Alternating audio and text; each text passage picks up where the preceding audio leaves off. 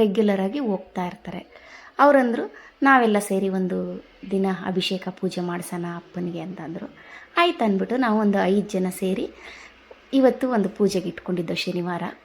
ಹಾಗಾಗಿ ಬೆಳಗ್ಗೆ ನಾನು ಬೇಗನೆ ಹೋಗಿದ್ದರಿಂದ ತಿಂಡಿ ಮಾಡಲಿಲ್ಲ. ತಿಂಡಿಗೆ ಅಂತಲೇ ಚಪಾತಿ ಹಸಿಟ್ಟೆಲ್ಲ ಕಲಸಿದ್ರೆ ಟೈಮ್ ಆಗಲಿಲ್ಲ. ಸರಿ ಹೊರಟುಬಿಟ್ಟೆ. ಇಲ್ಲಿ ಮಧ್ಯಾಹ್ನ ಬಂದಮೇಲೆ ಮಾಡ್ಕೊಳ್ತಾ ಇದ್ದೀನಿ. ತರಕಾರಿ ಎಲ್ಲ ಒಂದೊಂದೇ ಇದ್ದಿದ್ದರಿಂದ ಎಲ್ಲ ತರಕಾರಿ ಹಾಕಿ ಪಲ್ಯ ಮಾಡಿ ಚಪಾತಿ ಮಾಡ್ತಾಯಿದ್ದೀನಿ. ದೇವಸ್ಥಾನ ತುಂಬ ಚೆನ್ನಾಗಿತ್ತು. ಇಲ್ಲಿ ನಿಯರ್ ಬೈ ತುಂಬ ದೇವಸ್ಥಾನ ಇದೆ. ಇನ್ನು ನಾನು ಎಲ್ಲ ದೇವಸ್ಥಾನ ನೋಡಿಲ್ಲ, ಒಂದೊಂದೇ ದೇವಸ್ಥಾನಕ್ಕೆ ಹೋಗ್ತಾಯಿದ್ದೀನಿ. ಖುಷಿ ಆಯಿತು ಇವತ್ತು ನಮ್ಮ ಪೂಜೆ ಹೋಗಿ ದೇವಸ್ಥಾನ ಎಲ್ಲ ವಿಸಿಟ್ ಮಾಡಿದ್ದು, ಎಲ್ಲರೂ ಒಟ್ಟಿಗೆ ಹೋಗಿ. ಮತ್ತು ಇಲ್ಲಿ ಸ್ವಲ್ಪ ಜನ ನಮ್ಮ ಥರನೇ ಲೇಡೀಸು ಅಂದರೆ ಅಲ್ಲೇ ಅಕ್ಕಪಕ್ಕ ಇರೋರು ಬಂದು ಇಲ್ಲಿ ಅಪ್ಪನ ಸೇವೆ ಮಾಡ್ತಾ ಇರ್ತಾರೆ. ಒಂದು ಪ್ರಸಾದ ಮಾಡೋದು, ಅಲ್ಲಿ ಪೂಜೆಗೆ ರೆಡಿ ಮಾಡಿಕೊಡೋದು ಎಲ್ಲ. ಹೋಗಿದ ತಕ್ಷಣ ತುಂಬ ಆತ್ಮೀಯವಾಗಿ ಪ್ರೀತಿಯಿಂದ ಎಷ್ಟೋ ವರ್ಷದ ಪರಿಚಯ ಥರ ಮಾತಾಡಿಸಿದ್ರು.